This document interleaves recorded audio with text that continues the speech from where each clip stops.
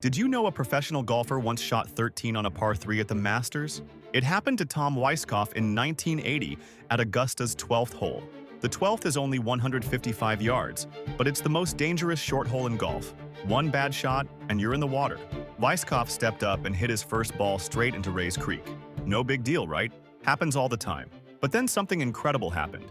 His next shot? Splash. Right back in the water. The gallery started getting uncomfortable. This was a world-class player who'd finished second at 4 majors, but he was falling apart. Third shot? Water again. Fourth shot? Same thing. Fifth shot? You guessed it.